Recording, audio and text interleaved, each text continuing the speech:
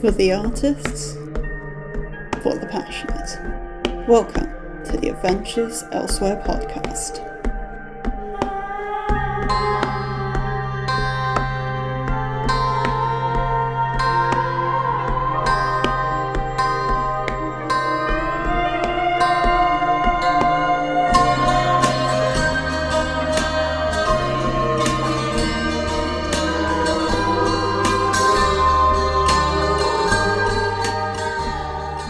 Alright everyone, hello and welcome to the Adventures Elsewhere podcast. Today I'm doing my first author interview. Would you please say your own name so people know what you sound like? Hi everyone, I'm Nick, or NJ Alexander. Happy to be here.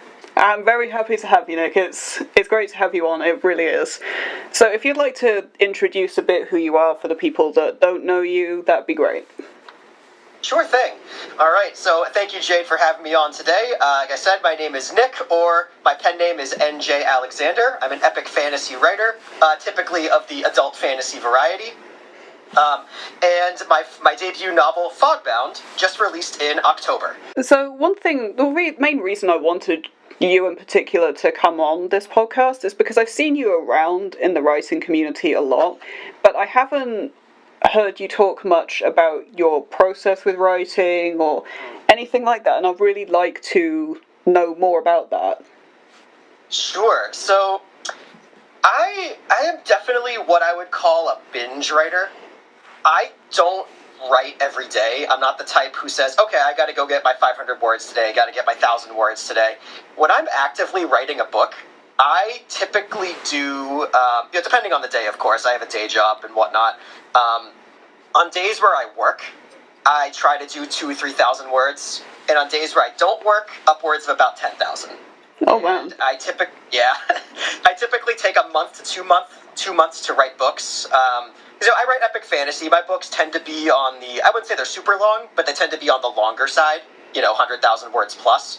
So I tend to take a couple of months out of the year, occasionally involving National Novel Writing Month, where I'll take some time off work, and I'll really just dedicate myself to it. Basically, I become a recluse for 2 months to start writing.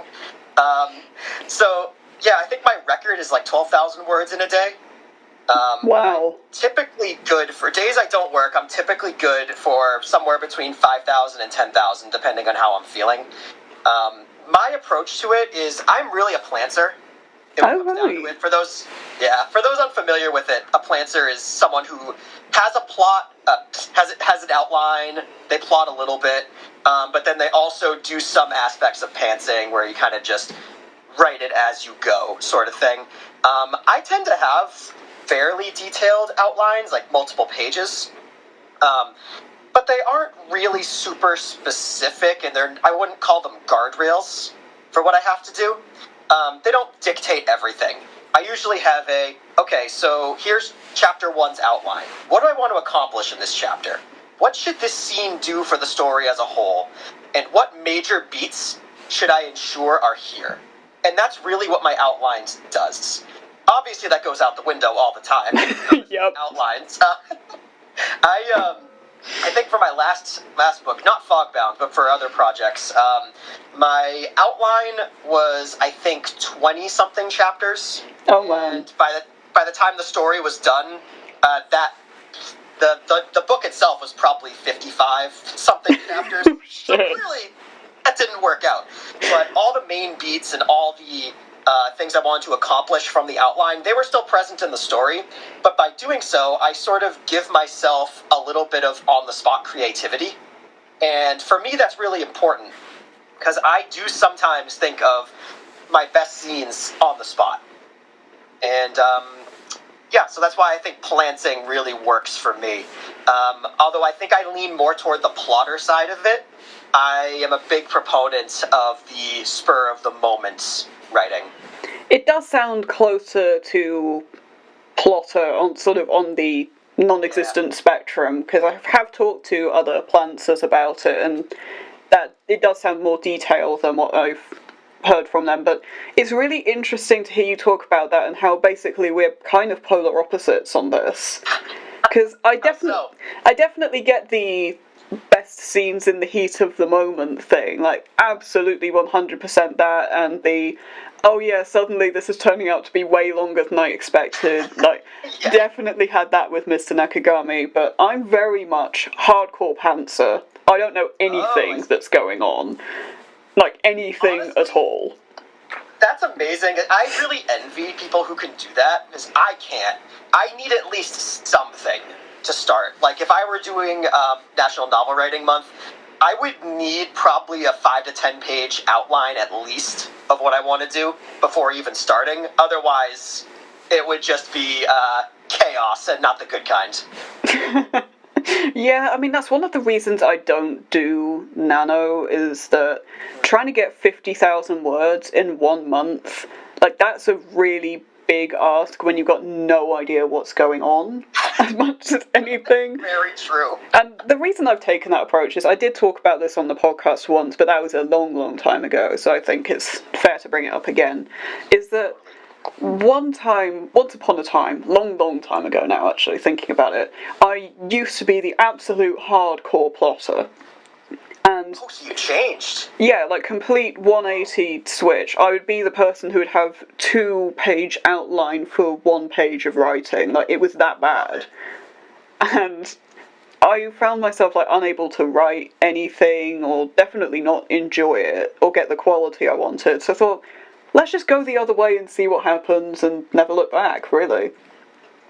Oh, so for you, plotting kind of deterred from the experience. Oh yeah, I can't stand it. Wow. Okay. You know, I could see that though, because sometimes when you have this set guideline of what you need to do, it could become less fun. And if yeah, you're not definitely. having fun or enjoying it, then why are you doing it, right? Yeah, there is that. There's a lot of people who take it, in my opinion, just too seriously, and are too focused on all the numbers and everything, and it actually feeds into what we were talking about before we started recording. It's just, at the end of the day, if you don't enjoy it and you don't give it the proper time, those numbers are never going to come anyway, actually. No, you're right. I 100% agree. It looks like we both have different methods, but the madness remains the same. Yeah, that's a really good way of putting it, actually. That should be a tagline for AEP interviews, just different methods, but the madness remains the same. I'm going to make that graphic, that's legit. Go for it. I don't need royalties or anything. Well, I don't get any money out of it, so good you're not expecting any. The other thing you were saying about the binge writing is really interesting to me, because again, I've heard a lot of writers talk about that. I mean, AD Wills on Twitter definitely talks about that a lot, who we both know quite well, I think. Yes, love AD. He's a great person. Oh, AD is the absolute best. Love him to bits. He really is. Absolutely. He's amazing. Yep, we love him. If you don't follow him, people listening, go follow him. You won't regret it. No, absolutely not. His memes and all his posts are just so on point. They're so funny. Like, I get called out at least once a day by this man. Seriously? Oh yeah, I mean, there's one he makes every now and then that's writers writing an 800-word flash, and then 5 minutes later it turns into an 8-book series, and I'm like, That's right. that is almost exactly what happened with the Determined Ones. Like, genuinely, it's so close to the truth. I'm like, god damn it, AD, that's not fair. He's just so on point with everything. I cannot help but feel attacked by everything he posts. Yes. So the other question I'd like to ask at this point is, for you, it's why self-pub, so which publishing route you went down and why, I guess. Sure. Okay, so I'll briefly get into my history a little bit with the publishing industry. So to give some perspective, I'm 32 right now. I first wrote the very first edition of Fogbound. It wasn't even called Fogbound back then, when I was in my teens. Oh, wow. So, yeah. I probably finished it when I was 18 or so.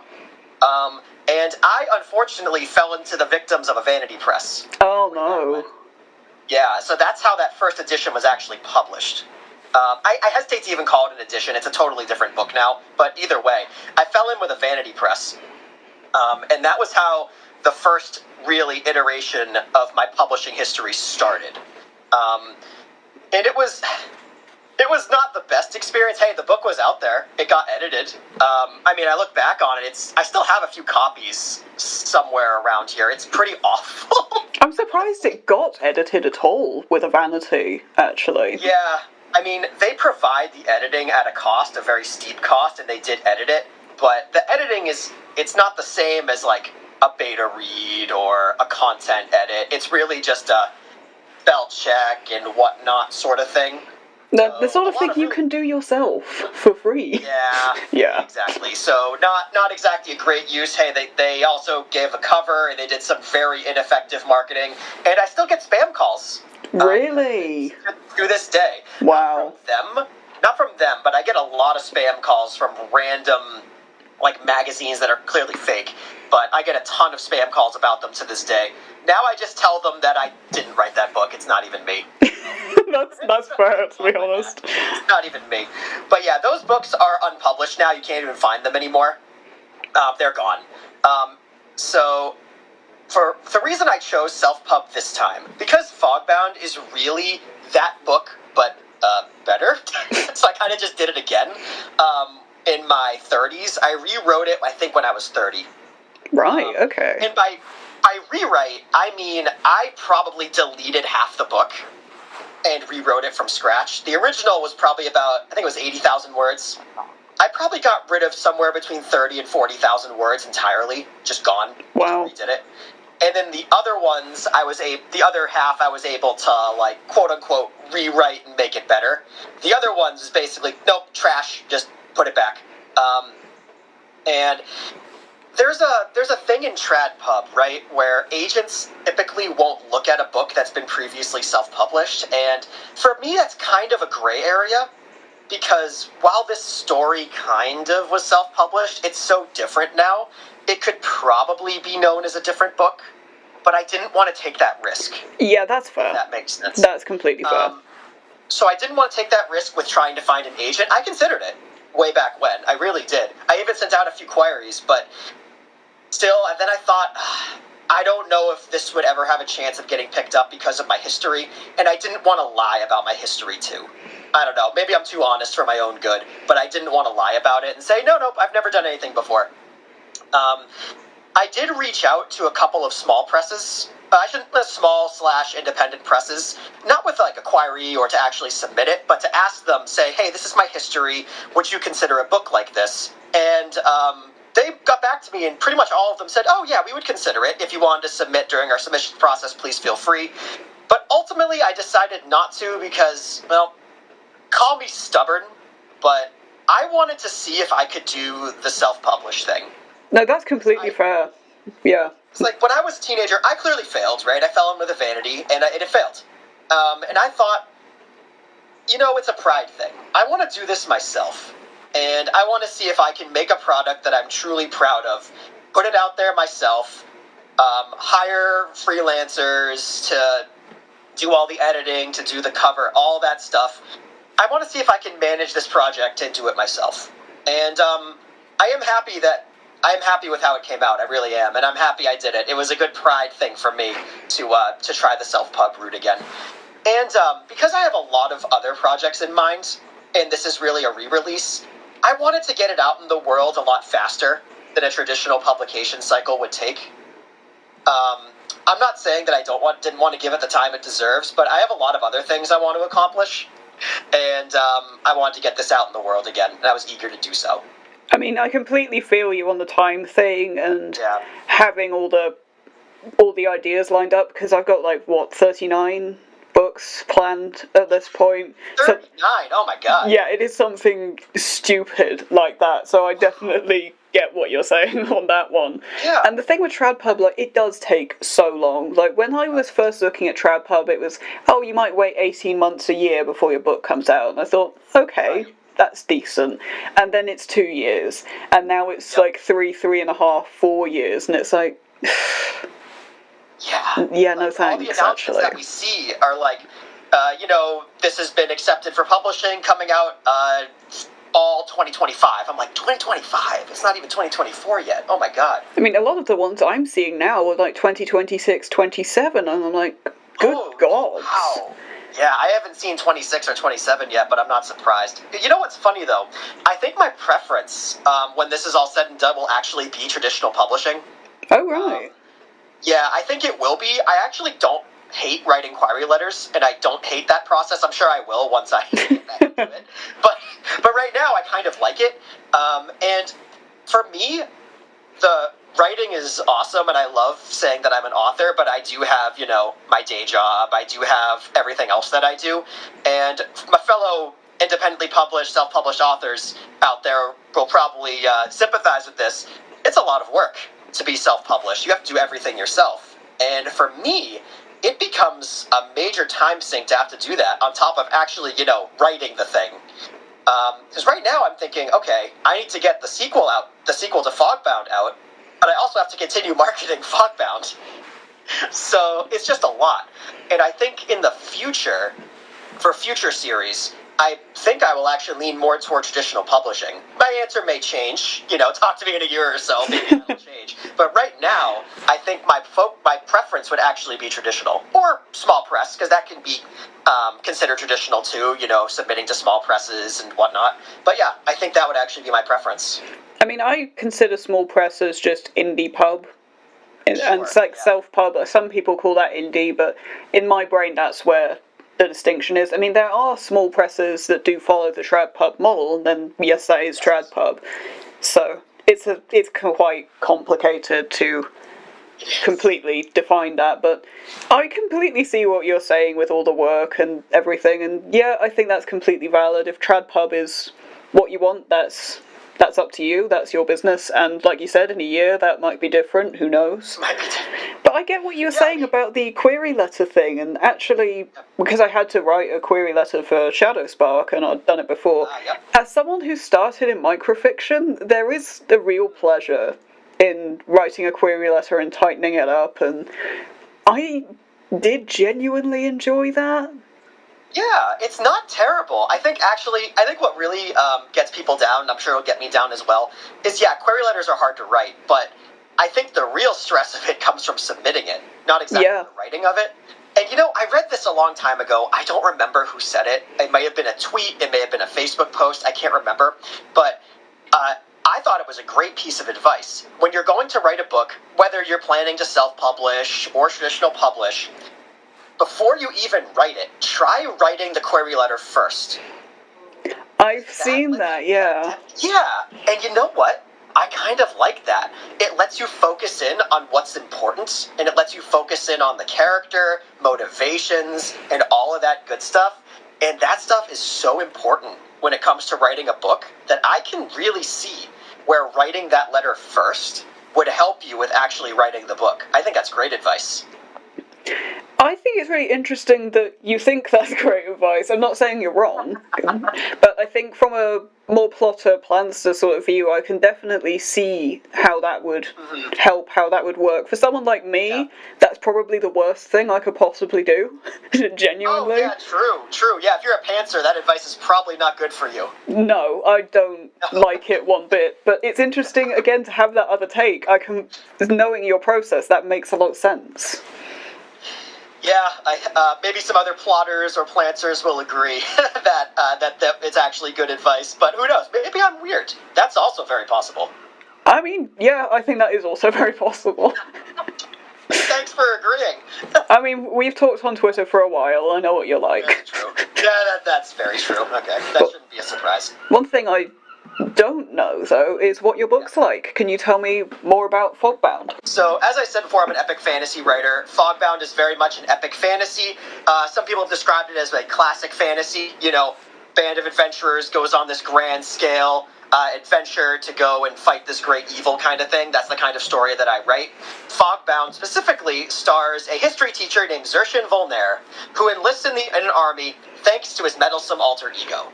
I love that. So when war descends upon his homeland, he's basically thrust into battle for both his country and his own mind. That is Fogbound in a nutshell. That's awesome. Thank you. Yeah, it's been a joy to write it, and it's been a joy to get it out there in the world. And if you really love the classic, it's not like Lord of the Rings, but of course that's a classic epic fantasy story of a band of adventurers going off on a grand scale quest where very high stakes things are happening, then Fogbound is really the novel for you.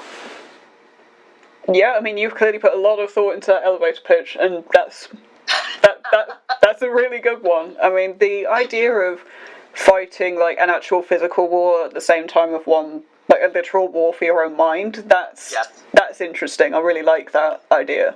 Thank you. You know, it's interesting where this idea came about too. I know I might be jumping ahead a little bit, but... Oh no, feel free, I do that all the time. Yeah, it's a perfect segue, because we were just talking about query letters and all that good stuff. So, of course, the plot and the epic scale of things, that just comes from my love of that sort of story. But the idea for the main character and his sort of inner turmoil while also facing that external turmoil actually came from a Facebook group. You can believe it or not. Yeah. When I was first querying a very early version of Fogbound, that part of the main character, the whole internal battle for his own mind part, was not a part of it at all. It just wasn't. So, when there's a Facebook group, it's called Subbit Club. Haven't really been on there in a while, I'm sure it still exists, but it's a place where hopeful traditional published writers can get query and other sort of traditional publishing advice. So I had written a query letter, and I posted it in there for some critique. And I wish I remembered their name, but I don't remember. But one comment I got set my mind off just like a, whoa, now that's an idea, direction. What they said was, and I'm paraphrasing, they said, "Your writing is beautiful, but I can't help but think of your main character as a leaf in the wind, going wherever the whims, wherever the wind takes him. I don't see his motivation for his adventure, and I think that's what you're missing here." And I said, yeah, you know what? That's true. Zershin at that point was really missing major motivation on why he would actually go on this grand scale quest. And I took that to heart, and I said, okay, well, I don't want this to be the whole chosen one, coming of age sort of thing. Yeah. The main character, I didn't want to do that. The main character, because of course he's a little older too. I shouldn't say older. He's in his mid-20s. So he's not, the typical teenager farm boy who finds out he has powers kind of thing. And I wanted to keep him as sort of this reluctant hero type. And that's when I thought of, okay, so now we enter this long-dead legendary hero who can somehow control Zershin's mind from the grave. And that is how, so that is how we get into the main character getting in these situations that he typically wouldn't find himself. He's a history teacher. He doesn't want to go to war. But now he's being controlled, and it's forcing him to do these things that he typically wouldn't do. And from experiencing this other part of himself, he grows over time and learns to accept what his duty is. And that is how his character grows and how he battles with himself and toils with himself. How do I leave this life that I've built and just take on this entirely new thing? And I think that was really the part that was missing. The adventure part is great, but I was really missing that, why is the main character doing it? And from that comment on a critique of my query letter is where I got that idea. It's crazy how, as creative people, we can take something that's sort of simple and like short and make it into something that grand and big, and like that to me is like really fascinating as a creative person. But hearing you and how that thought process happened, like that's really, really interesting. And I'm not a fantasy person at all. I've been open about that, but goddamn, I'm about to buy this book. So this leaf in the wind comment, I think I've seen you tweet about this before, and is this part of the inspiration for the title, do you think? Oh, God, are we getting into the title? Okay. I'm afraid we are. Jade, okay. I am so bad at titles. titling is the worst thing that you could ever ask me to do. That's part of the reason why I kind of like traditional publishing, because they'll probably take whatever title you submit and change it. I've heard of that happening, and I would just be like, please do whatever you think is best. I don't know what I'm doing. So I love that though. Really, really funny question for me, because titling this book was a bear. It really was. I struggled really hard, and I had multiple beta readers who would try and help me out. I got so much feedback on it. The working title was Treaty of Fog, which was okay. I didn't want to use it, but I was going to use it if I really had to. It just didn't sound quite right to me. Now, from the story itself, so when the main character, Zershin, is being possessed, he sees this wall of cascading fog go around him. That's how he knows and goes, oh, shit, it's happening again. So fog had to be in the title. I knew that for sure. It's such a big theme throughout the setting and throughout the book. I knew it had to be there. And it had to be some sort of... The title had to say something like, how is he interacting with this fog? What does it do to him? Why does it make him do the thing? And that's why I thought, okay, treaty is an okay idea. I looked up synonyms for treaty too, but none of them really worked for me, and I didn't really like it. The synonym search with titling. Yeah, yes. It's awful. It was miserable. I spent hours of my life like walking down the street with a notebook and my phone in hand trying to think of something. I just couldn't really get it. So then I thought, okay, in the story, the word Fogbound is actually used in the story somewhere. So you get the title drop too, nice. Yes. Unintentional title drop, because the word happened in the story first before the title. And I thought, okay, maybe I can use that word for something. I thought, rise of Fogbound, blah, blah, blah, Fogbound. So instead of me going on with my terrible ideas, I badgered one of my beta readers. You might know him as well as Alex Rivera. Oh, yeah. Yeah, he was one of my main beta readers. Honestly, huge shout out to him. He was a fantastic aid at actually getting this book to be as good as it is. He's just amazing. And I was telling him all this stuff. I'm just like, oh, I can't think of it. How about this? How about this? How about this? I gave him like 10 different ones. I actually go through our Discord conversation, and it's very funny. And he said one sentence. He said, how about just using the word Fogbound? And I just said, you are a goddamn genius. That's perfect. I mean, for all you said about the fog, yeah, it really does make sense. It fits. And I'm like, you know what? Yeah, that's it. So technically, Alex titled the book. I gave him the idea, I put the word in his head, but he told me that's what I should use. And I said, yeah, you know what? You're a genius. I'm going with it. That's perfect. And I didn't look back. Funnily enough, that was the last thing I did. I had already commissioned cover art. It hadn't started yet, but I had already commissioned cover art. I had already gotten the book edited with the placeholder title. This was literally the last thing I thought of before it went to publication. Oh, okay. It was very stressful. I was stressed out about it. That's actually why this book didn't come out sooner, because I was so pressed on this title. If I had thought of the title a little earlier, I think this book may have come out in maybe spring 23. Oh, really? A little bit early. Yeah, probably. As I also have a day job. I also have all this other stuff that I'm doing, so I couldn't dedicate as much time as I wanted to. But I think if I had this title earlier, this book may have come out months earlier than it already did.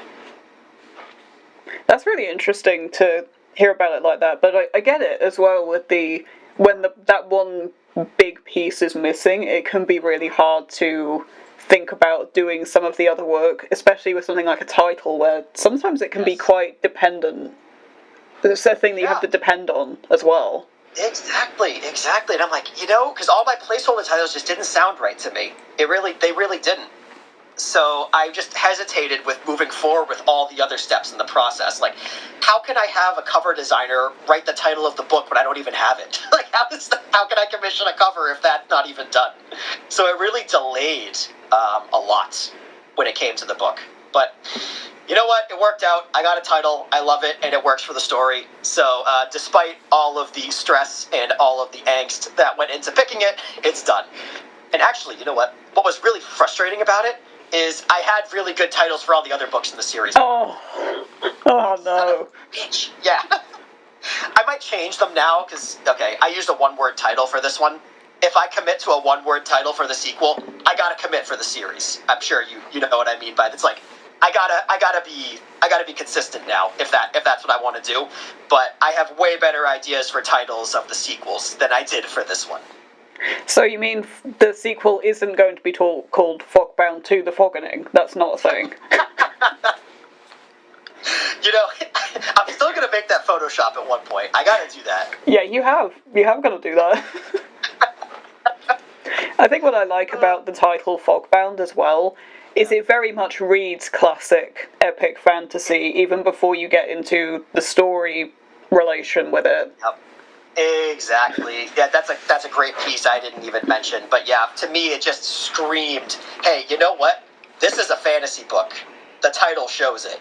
And, that's a big part of publishing too, because we as self-published independent authors unfortunately are reliant on algorithms, especially Amazon. And people look at titles, and the title and the cover have to suit the genre. Oh, absolutely, yes. And otherwise it's gonna, well, I'm not saying it will fail, but you're more likely to succeed if your title and your cover suit the genre that you're writing in. And I think finally with this title I was able to achieve that. Now, thank you for saying that too. That gives me more comfort that I chose the right title. Glad I can help. Yeah, now that you say that too, I have had a couple people come up to me. Yeah, that doesn't happen. On various social media saying, "Oh wow, I love the title." I'm like, "Thank you. I struggled really hard to get it." I think I might have tweeted that at you, and you saying, "Yeah, it was awful." Being like, "I understand." Yeah. I said, "Yeah, thank you. It was actually hell to try and think of it. Thanks." I mean, I had that trying to figure out a title for the Determined Ones as a compendium. I spent days and days and days, and then just like, I've got a placeholder title, and I hate it, and I'm going to restart this entire process.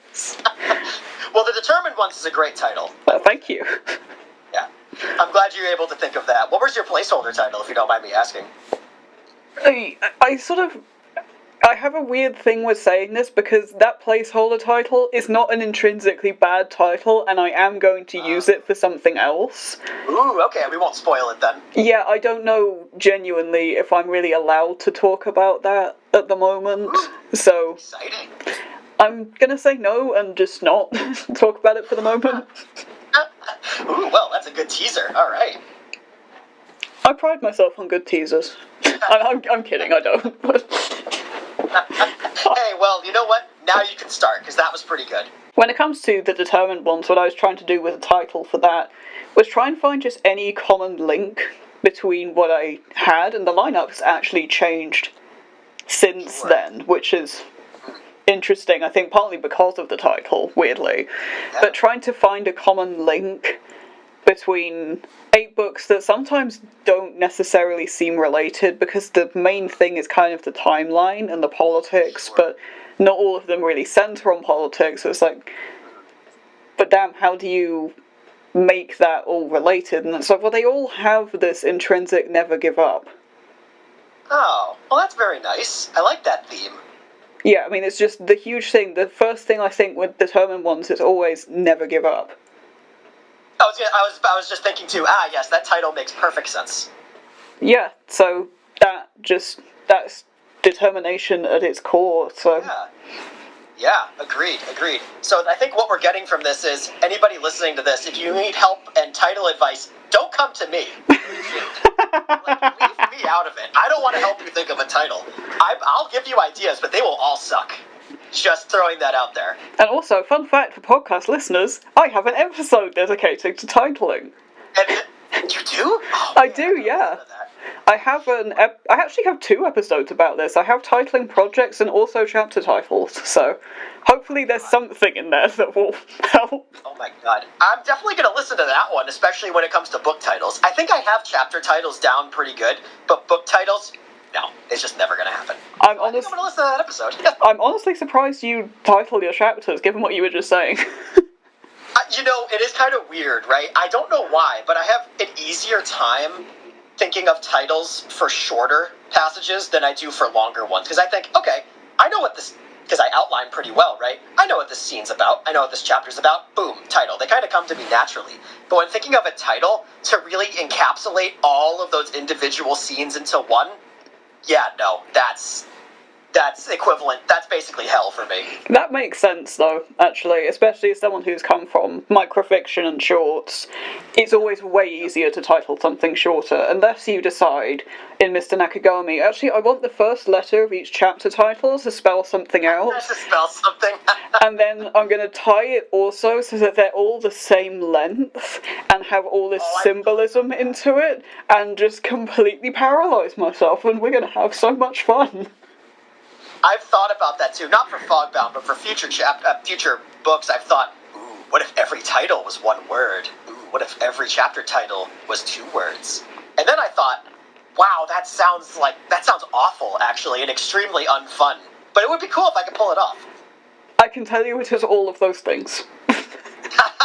Nail on the head, my man. It is absolutely hellish, but when you actually pull it off, it's like, oh my god, I did it, and it's amazing. It's one of those things that, like, will reduce you to either tears or throwing something across the room, depending on what sort of person you are, or maybe both. Maybe both. But once it's done, it's the best feeling ever.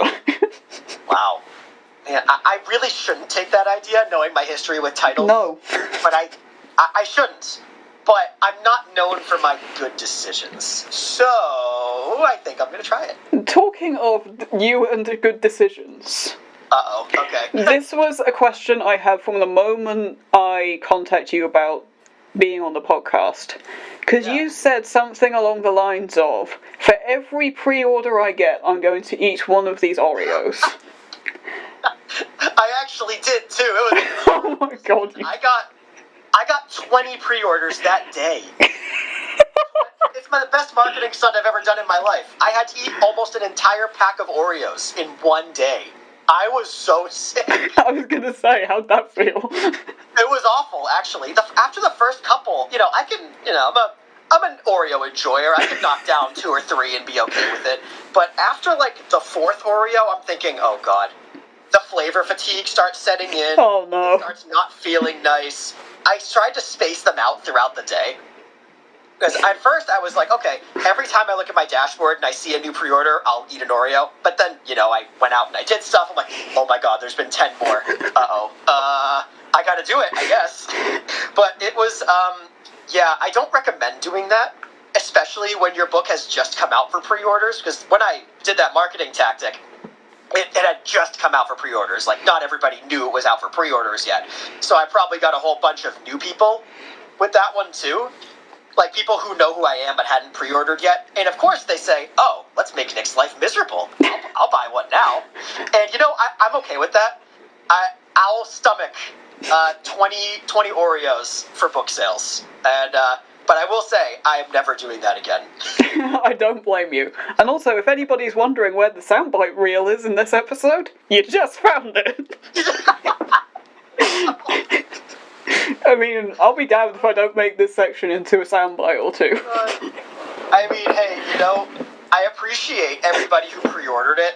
I also hate you a little bit because of the hell I put myself through. I also thought about, putting it on video. Should I record myself doing this? I thought, no, it's going to be bad. I can't. I'm going to struggle. How do you feel knowing I didn't pre-order, but I did retweet it saying, let's make this man's blood sugar go bang? Oh, I remember that. I thought, you know what? I appreciate you not directly influencing my blood sugar, but indirectly, there may have been more damage done with a retweet and a threat than you just buying it and doing nothing. It may have made more damage. But hey, you know what? Do I regret it? The book sales were nice. I will say I won't ever do it again. But I'm glad I did it because I don't know. My marketing tactics are just strange. And that was definitely the strangest one. But hey, you know what? It worked. And I'm okay with it in the end. It didn't kill me. It almost did, but it didn't kill me. In the end, we're all getting a laugh out of it, so it's fine, right? And you know what? I write books to entertain people. My Twitter presence is also there to entertain people, so I'm good with it. You've certainly entertained people with that one. No, I didn't expect it to blow up like it did. I really did. I should have, though. Is people making me miserable? I should have thought about that, but I didn't. I didn't expect it to blow up quite to the extent it did. I knew it would go, like, quite far within your sort of circle of Twitter-ness. I don't know how to phrase that. But I didn't expect it to expand so far beyond that. No, it was rough. I mean, after I saw the first few come in, after, like 20 minutes, I'm thinking, uh-oh. Yeah. If this thing goes viral, I'm gonna have to, like, get a physical next week. This is good. I need to, like, go get blood work done if this goes viral. Like, obviously book sales are great, but if I had to eat, 500, 1,000 Oreos, uh-oh. Like, eat 100 Oreos and then salad for the rest of the month. Pretty much, yeah. I'd have to call out of work. I'd be like, sorry, I'm sick today. What's wrong? I ate 100 Oreos. And it was a very poor decision. I don't think your workplace will question that. Just be like, oh yeah, that's Nick. Yeah. No, you're probably right about that. But like, yeah, this makes sense. You know what? Take the day. This makes sense. It's Nick. He's bound to do that eventually. He's bound to do something dumb, especially regarding Oreos. So, you know what? This shouldn't have been unexpected. But anyway, we should probably move on from the Oreos. Yeah, let's move on. Spend more time talking about Oreos. And you know what? I'm okay with that. We established before we started recording, we're pretty big Oreo people here. We are indeed Oreo people. So besides the Oreo pre-orders, yes. What draws you to Fogbound in particular? Is that a character thing? Is that a plot thing? Is it setting? What makes you go back to Fogbound? I think especially given that it was released Vanity and then you went back to it, I think is... Yes, yeah, so... Obviously, so this one, I think maybe not Fogbound specifically, but this series in general, it was always planned to be 4 books, and technically they're all written. Oh, right. I just need to, technically they're all written. I just need to get in there and make any edits I need to make and whatnot. But basically, I keep coming back, one, because it was my first, right? I wrote it when I was a teenager. This is my first ever, story, first ever character, all that. I feel like I've really grown up with these characters. And that's what has me keep coming back. I'll always really look back on the characters I've created, the world I've created, all the lore and whatnot that I've created for this series. And there's a lot of it. A lot of work, a lot of planning, a lot of daydreaming went into it. And I think because I started as a teenager and now I'm in my 30s, I'm still going back to it. I think it's really... Yeah, I think I'm going to go with the characters and the lore that I've created really keep me coming back. And I want to do it justice. I want to make my first ever world that I created, I want to make sure I do it right. And I want it to be something I'm proud of. It may not end up being my most popular work. In fact, I don't think it will be, because I have other ideas that may come down when I'm more seasoned. We get more experienced as we do this sort of thing, right? So I'll probably write better books as I keep on doing this, but it may not be my most popular series ever. But I always wanted it to be something that I look back on with pride and say, yeah, I started there. That's where I learned how to do the thing, and I'll always be proud of that moment. I think that's really good to have in your brain, and this whole thing about characters and lore, definitely feel that's very, very big for me as a writer. But also the thing you were saying about it being your first is really, really interesting to me, because my first project is something that I do very much feel the pull to go back to because it's my first. But at the same time, I don't want to look at it because I know I ruined it. I know the original first draft was actually probably alright, and then edits. I talked about this with Penstemon one time I can't remember whether this is on the podcast or whether this was just to a friend, but I had a really bad habit of just ruining things in edits, and I know that's one that definitely got ruined. I will say, as someone who went back to a very early book to totally rewrite it, I won't sugarcoat it. It was extremely painful to go through that and looking like, oh god, especially because I published it. I'm like, ugh, people read this? This is miserable. Why did I do this? And from someone who's been there, if you ever decide to go back, it really is, I don't even want to say ripping off a Band-Aid. It's like if you have a bandage that goes across your entire arm and then all the way up your shoulder and down your back and ripping that off at the same time. That's how it felt for me, going through it and basically hacking the thing to bits. I'm glad I did it, but it was extraordinarily painful. And it softened the blow for me having to do that for the other books in the series too. But I will say it's extraordinarily painful. It's not fun. But if you ever decide to do it, hey, it was worthwhile for me. Maybe it'll be worthwhile. I mean, I do have a bit of experience doing that with Penstemon, because that is one that did get changed in ways I didn't like in editing, because that was actually the first of the determined ones I drafted. But it wasn't anywhere near as bad, so it is a lot better now because I tightened it up in time for Spark Pit somehow. But sure. The editing trench I was in for Spark Pit was ridiculous. It was something. But I think the first project would be a lot worse, like an order of magnitude worse, and also, to be honest, at this point, I don't know that I'm actually that interested in it, to be honest. Because it's so far removed. It's so far removed from anything I do now. It's like, well, and I've got another project in the same genre. Well, actually, two technically planned in the future, and it's like, well, actually, to be honest, I'd probably just rather spend time working on those instead. And you know what? You got to do what you'd rather do, right? If going back to the old project isn't something you're super passionate about, and maybe it's best to leave it in the drawer, so to speak. Yeah, one thing I also wanted to mention with this is because you said you were writing this originally in your teen years and your MC is like 26 or so. Yeah.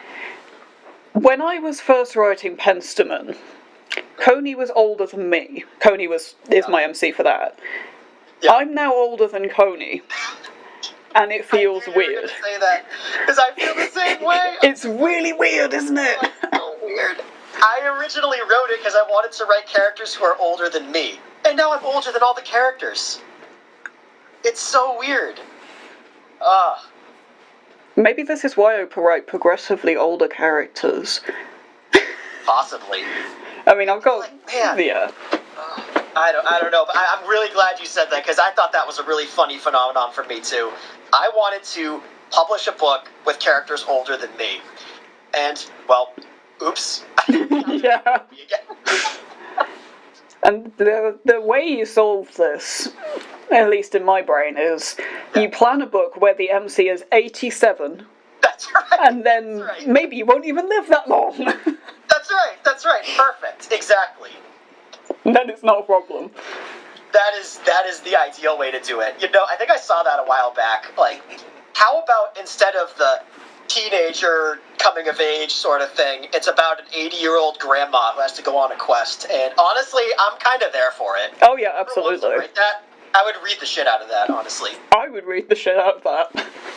You know what? Actually, now that I speak of it, it's not to that extreme, but part of the reason I was drawn to, I'm getting off topic, but a book called Kings of the Wild, it involves an older set of characters who used to be like these amazing warriors, but now they're all like old fat alcoholics and they have to go on one more quest, and I thought that was just an awesome concept. So what I'm saying is more older characters, please. I love yes, more older characters. We need that. Yeah, no, they don't even have to be 80. Older as in like older than the typical book character's age, like 40s or 50s. I'm a huge fan of that. Oh yeah, for sure. Then a lot of my characters they are a lot of them closer to 40 or 50, or even something like Mr. Nekagami that follows a long period of Haru's life. For the most part, you see most of him in his 40s and 50s. Mm-hmm. Oh, well, that's pretty cool. Well, are those the ones that are coming out with Shadow Spark? Yeah, all of the determined ones is coming out with Shadow Spark. Mr. Nekagami is first, for what it's worth. Gotcha. Okay, well, I'll have to put that on my... Not that it wasn't on my radar already, but I'll have to keep it on my radar if it stars the older characters that I'm so wanting to read about.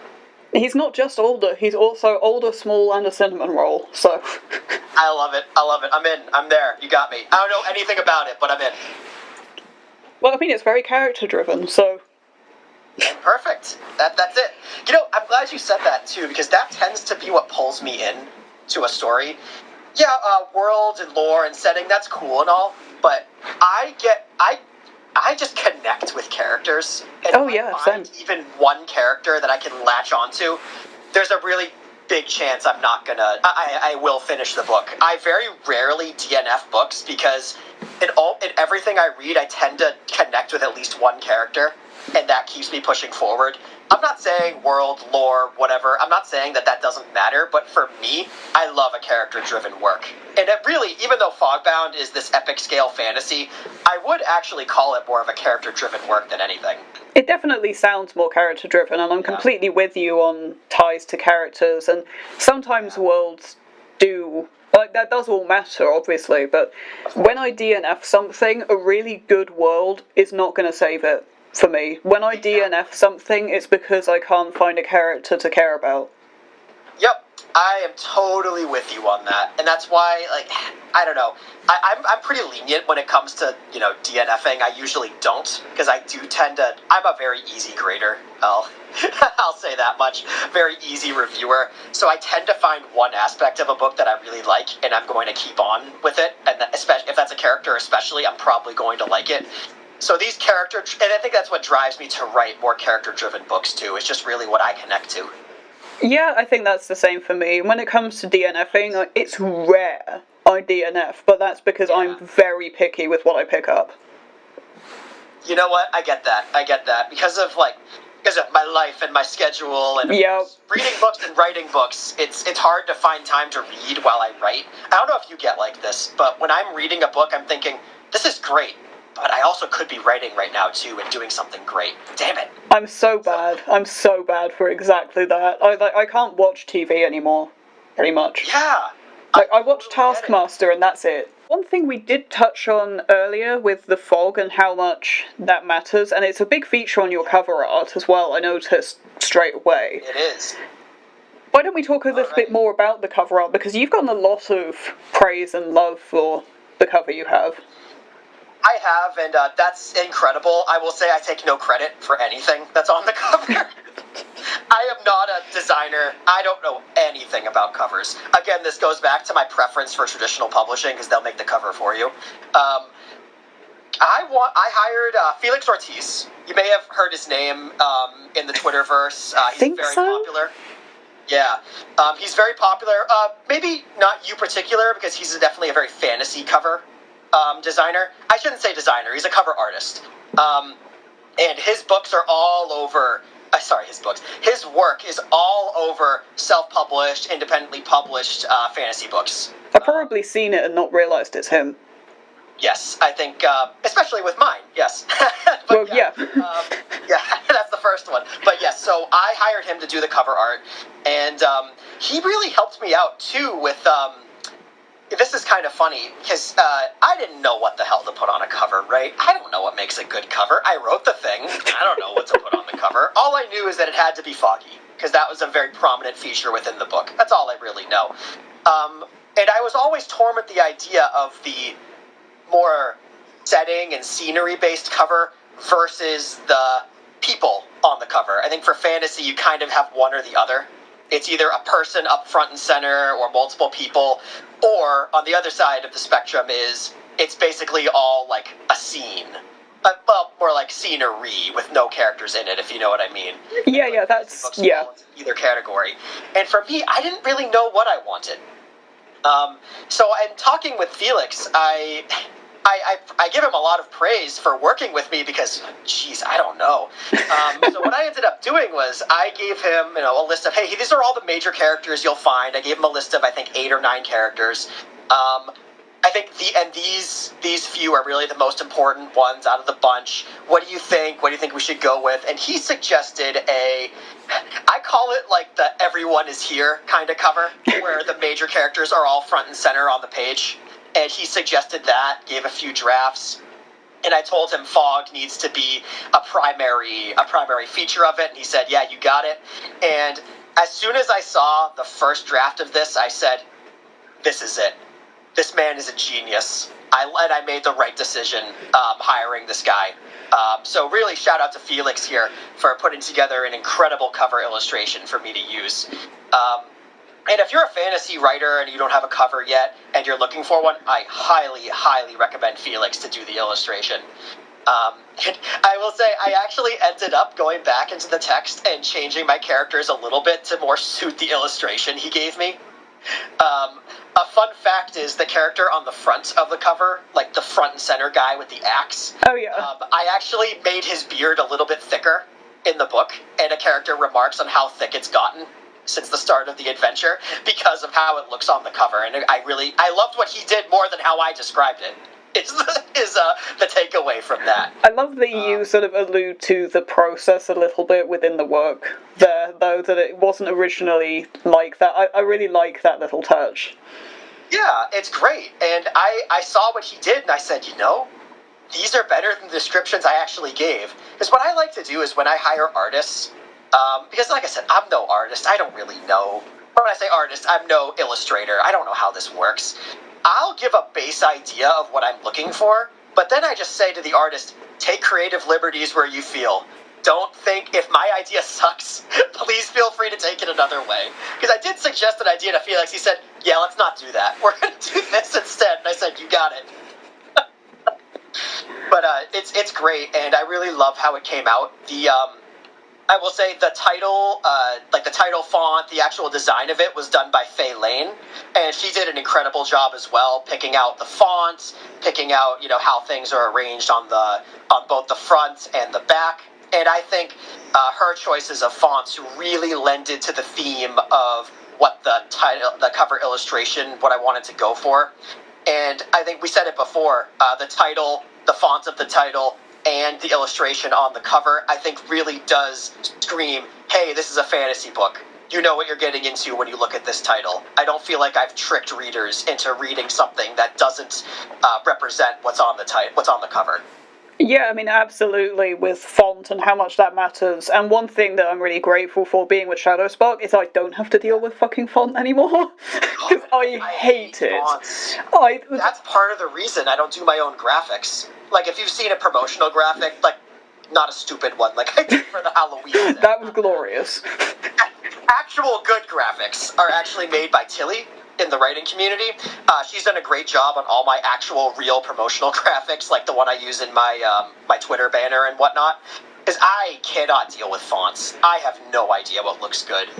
Yeah, great, I have this illustration, but I know I'm going to screw it up if I try my hand at putting a font on it, because I just don't know.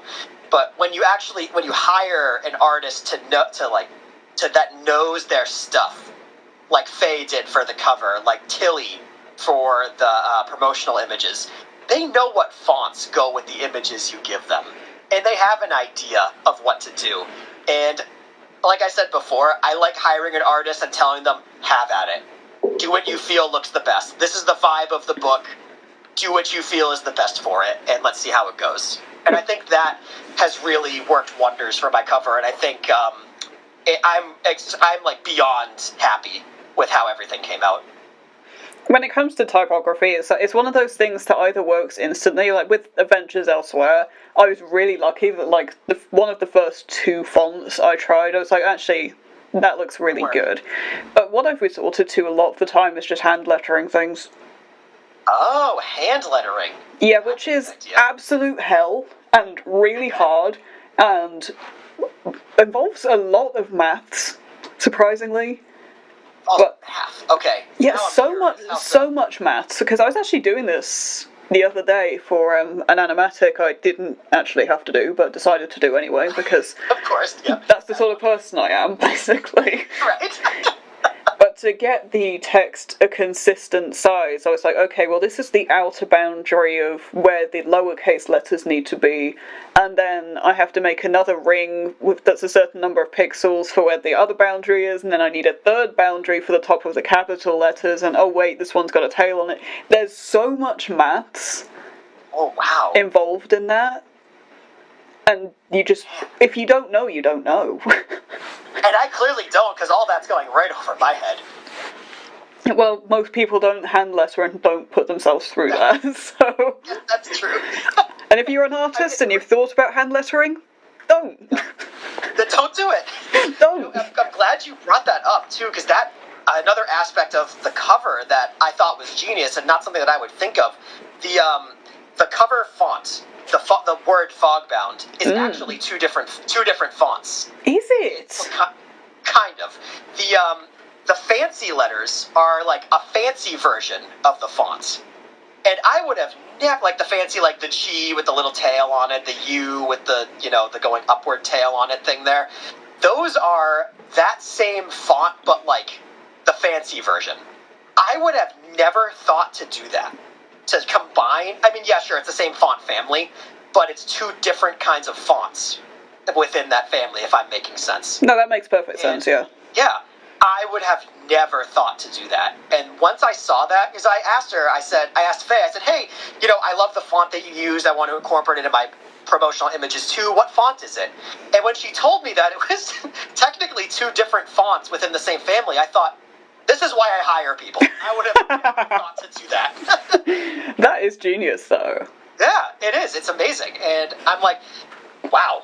Yeah, I made a great idea. I made a great decision. One, hiring Faye, and two, deciding to just stay away from the cover. Like, I wanted to be so far removed from it and just let them do their thing. And I think that ended up being one of the better ideas for this book. So we're coming towards the end of things here, really. Yeah, I would love for you to read a little snippet for us today. Sure. So I've got, I don't want to say two separate snippets in mind. I kind of do. I have two short snippets that I'll share, because I think there's two aspects of the book, one that people talk about a lot, and one that nobody really talks about. And I just happen to like it. That's cool. So the first part, I'll be reading. So this book is in third person. Okay. But it actually begins with a first-person journal entry, and people have told me this is what really has hooked them into the book to start with. Really, this first page, and that's the first thing I'll be reading for you today. So, let's hope I don't butcher it, but here we go. Saina tells me they're nightmares. I tell her she's right, but I'm lying. My head shrieks as if lightning courses through my brain, and the fog that follows blurs my eyes like storm clouds in the sky. I become someone I'm not, see things I shouldn't, things occurring in the past, or perhaps not at all. The man in the dark red hood that conceals his face, the beady, flaming eyes that pulsate within. He's not always there, but when he is, everything I've ever learned tells me I should be afraid, that I should tremble and beg for it to end. But it is not danger I feel, nor fear. It's safety, comfort, warmth, like you feel when seeing an old friend after years apart. I don't know why he's returned. I haven't seen him since I was a child. But with the beating of the drums of war marches my pain. I can't tell Saina. I can't tell anyone. How can I explain nightmares happening when I'm awake? All I know is everywhere I go, my shadow follows, with a knife. The Diary of Zershin Volnare, Entry 1. And that's how the book starts. That's a really good opening, holy shit. Thank you. Thank you. You know, what's really funny about that is that actually started as a teaser that I was never going to put in the book. And I put it on Twitter, probably 2 years ago at this point. And everybody said, hey, idiot, you should probably use that instead of it being a teaser. So I said, you know what? That's a good idea. So now that I've read that, I'll dive into another very short snippet that I think does encapsulate who the main character really is and what he thinks about. It was a normal knock that rapped upon his and Saina's front door. A simple 3 taps, less than a second in between, and unremarkable in every way. But it was the worst knock he had ever heard. Saina let go of his hand. He greeted and thanked the man with the letter, and upon closing the door, stared at the seal depicting Intervia's coat of arms. Zershin knew what the message would say, as did Saina. Mela had visited earlier to bring news of Uvert's failure, and how the two wished to see Zershin off, should he pass. He knew long before the results that his plan failed, and now he would be off to war, alone. His heart sunk at the mention of his friend failing again. He tutored Uvert himself. Those answers all appeared on the exam. He was so sure of Uvert's ability to pass. A ping in his gut spread unease throughout his body, that something uncouth must have occurred. He cursed the ineffectual exam, keeping his friend from his dreams. Zershin stood, gulping hard, the letter in hand. He never bothered to open it. He needed no words, but to only turn and stare with his small brown eyes at his beloved. Expecting Sayuna to rush at him with anger, bursting tears in a fit of rage, he raised his hands in defense. But all Sayuna did was nod and wrap her arms about him, for tonight may be the last time she ever could. And that's it.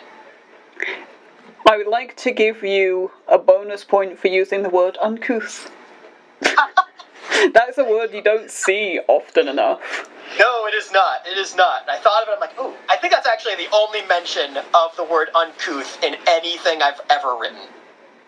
I mean, I'd be surprised if it appeared often, because it is just kind of antiquated at this point, I think, really. It is.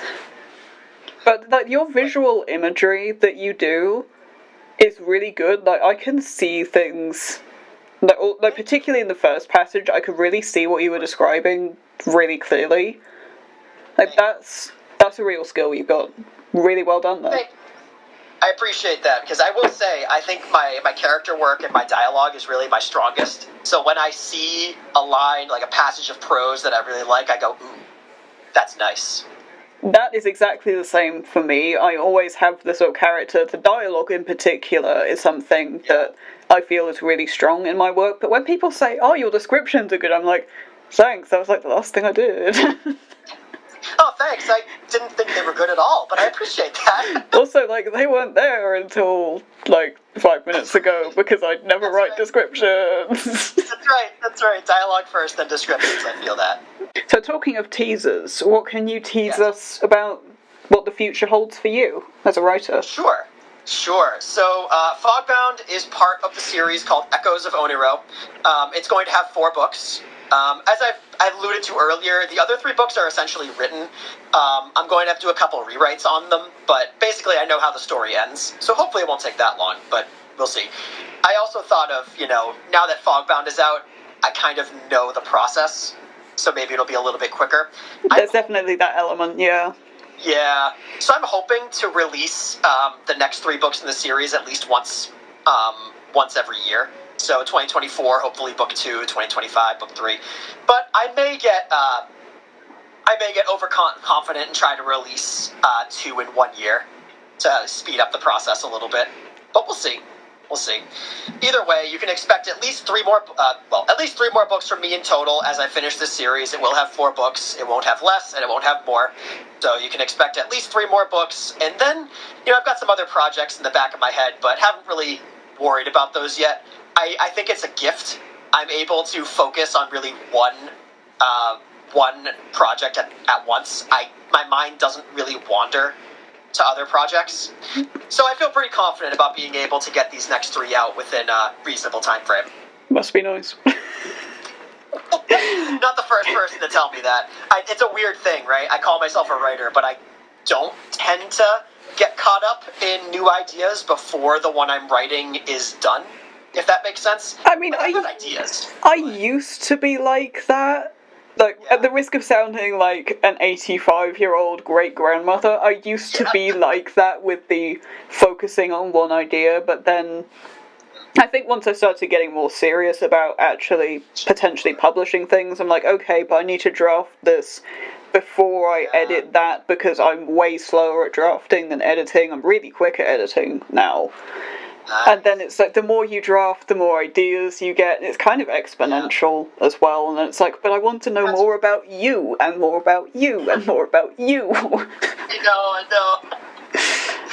Oh, man. I feel like it's particularly bad in single POV as well, because you don't get anything from anybody else, really. That's true. I have the fortune to be I wouldn't call Fogbound a true multi-POV. You get some other perspectives of things going on in the world, but you do, I guess for me, that's like, so, okay, I don't need a companion novel about this character, because you're going to get his perspective at some points. Yeah, that's fair. I did always experiment with that, but I never felt I pulled it off particularly well. It's definitely difficult, right? That's why I wouldn't call this a true multi-POV book. It's really from the main character's point of view, but occasionally you'll get some snippets from elsewhere. A big thing of mine, it was actually mentioned by Dan Quigley on the Don't Make It Weird podcast. I thought this was incredibly insightful. He said, you do focus on those left behind, where a lot of these epic scale books don't really do that. Like, you don't get a ton of perspective of the characters who don't go on the journey. But I wanted that. That's cool. I wanted to show that. So that's where you get a little bit of the multi-perspective deal, where the main journey is really from the perspective of the main character's version. But then you may get other aspects of what's going on in the world from other characters and their point of view. I'm also a huge fan of dramatic irony. So that so the multi point of view tends to lend itself well to that. I mean, getting the glimpse of what's happening elsewhere through multi-POV, I think, is a really good use of multi-POV, and I think it's something that people don't do often enough. Yeah, and that's what when I read books that do that, I tend to get into it. I'm like, uh-oh, wait a minute. This just happened here. Now this character is going there. Uh-oh, what is going to happen when they get there? And I need to keep reading on to find out. Yeah, I love that. That's what I wanted to do. Yeah, that's what I wanted to emulate with my quote-unquote multiple POV. And I think I did it pretty well. I've had, people have said I've done it well, and I mean, it was enough to get mentioned, right? So shout out to Dan. That was probably one of the best questions I've ever, one of the best insights I've seen for Fogbound yet. But I think that's probably about all that we have for today without letting this recording run for 2 hours. I know, right? I think that's it. Yes, I know I've talked your ear off for an hour and a half now, but I think we're good. No, that's all good. It's been great to have you on. I really appreciate that. So, before we let you go, would you like to talk about where you are elsewhere so people can find you and get updates on these future books as they come out? Yeah, of course. So I'm on basically every social media site you can think of: Twitter, Threads, Instagram, even Blue Sky, and all those other guys at Nick_A_. It's essentially the same thing on every platform. I'm most active on Twitter and Threads at the moment, occasionally Instagram. And of course, you can find me at my website, which is njalexander.com. I'm more active on some platforms than others. If you really want my live updates and where I'm the most active, that is Twitter. But I'm starting to develop sort of the same thing over at Threads as well. You can find this man wherever you are. Basically, yes. I've made myself annoying enough that if you go to any social media platform, you'll probably see me at some point. So apologies to everybody, but that is how we're doing it. And if even that's not enough, Nick, for you, you can also find him on the goddamn Gamecube podcast, too. Thank you for the shout-out, yes. Hey, why not? I'm privileged to be a part of the Goddamn Gamecube podcast, video game podcast. You can find us at Goddamn Gamecube on the various socials, on YouTube, and on Spotify. If you're looking to find me elsewhere, you can find me on Instagram. That is the home of the podcast, where you'll get advance notice of when episodes come out, and also little soundbite teaser reels and other things as and when I experiment with them. That's Jade_Black21. If you're looking for more of the home of my writing, that's Twitter, JadeBlack21. Like I said, it's been great to have you on. Yeah, this has been awesome. Thank you so much. And I will say, this show is really the one show where I've really gotten to talk about the book in this much detail. So I really appreciated all your questions and everything that we talked about. This has been great. I mean, that's what I want from these interviews, is to have artists in the form of writers in this particular example, but have artists and writers come on and talk about their passion and their craft, and that's really the heart and soul of Adventures Elsewhere. So I'm really glad that I managed to harness that for you today. I love it. I love it. It's great. I'm really glad. I'm thankful to be the first guest and to be on your invite list. I'm very thankful, and I can't wait for the episode. And if you too are looking for an interview, if you are published or on the way, please do get in touch. I prefer for you to do that via email. That is jade42black@gmail.com. There is a list of things I want to know in the description. Please do read that first, because I don't want to give automatic no's if and when I get inundated. That's no good for anybody. It should be noted, if you are indie or self-pub, you are the people I want to hear from the most. If you are trad pub, that doesn't necessarily mean I won't talk to you though. It doesn't have to be adult just because I write adult. Any age category is fine. It doesn't have to be a particular genre either. It doesn't have to be a novel. It can be a novella, short story collection, poetry, whatever. If you have it, bring it in, let's talk. But I think that's about all for now, so thank you for being here, thank you to Nick for coming on, and you have a wonderful rest of your day. Thank you for listening. If you've enjoyed this episode, please consider subscribing so you don't miss future content. Copyright Jade Blank 2023.